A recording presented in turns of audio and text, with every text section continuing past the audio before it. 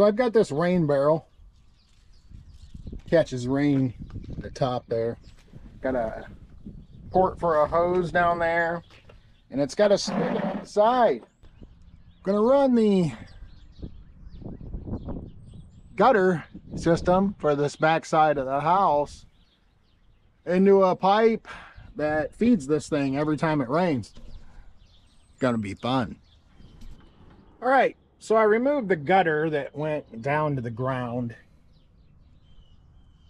I've got this 4-inch to 2-inch reducer here, PVC reducer. I've got a short piece of 2-inch PVC that comes down here and hits this Y. Okay, kind of looks like a Y, right? That's why they call that a Y. Leveled it up, put a couple marks on there. I don't know if you can see those. Right in the center is where my anchor for my strap's gonna go. Now there's nothing hard and fast about this. I can always just move the barrel to fit. But that looks to be roughly 21 inches from the inside lip of my Y to where I need my pipe to 90 down to elbow over to hit that hole. So yeah, we'll go cut that 21 inches. This can always move. If I'm off a bit, it doesn't matter. There's no water in it, there's no weight in it. So I have my elbow glued on. I go ahead and butt it up against that wall. We said 21 inches to the back. Right there's our mark. You want to clean that cut end up with your pocket knife. Just scrape that off there. All right, so got my piece running across. That purple stuff's a primer. It's very runny. It's a lot more runny than the solvent that actually welds the pipe. Make sure you get an extra can of each of these because no one puts the lid on them and you're bound to knock them over. Someone is. Either you or the person you're working with, maybe. Someone's knocking these over and you're going to be really mad if you don't have more. So my cross piece here, I got it running down on a slight angle because that's the way the water is going to flow. Got a strap in the middle, screw nut on the bottom side. That way if this ever comes loose, the screw doesn't fall out too. The nut falls off, you still got a screw. Hits just about dead center of our barrel. That's good. I got one more thing to do. All right, so I've added this piece, this short piece here. It's got a female adapter on it. I'm going to put a plug in. Now, in theory,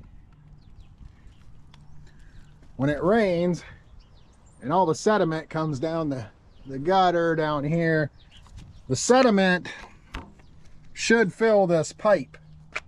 Should stay in there. It'll fall to the bottom because it's heavier than the water. The pipe will fill with water and then out down the pipe through our elbow into the top of our rain barrel. So I got this a while back. This barrel, it was in the winter. I wasn't able to install it at the time I got it, and I didn't really think it'd be cool to leave it sitting around the living room, you know, just kind of getting away. So I set it outside, and just the surface area of the top of it, it probably collected 40 gallons of water in the time it just sat here with nothing steering the water to it. And when it did that, I noticed that the fittings leaked. I tightened them as much as I could, but I think it's just the setup. They're just gonna do that, I think. So I got some silicone put around the outside of all my fittings. I put some on the inside too. Just lay a bead over that.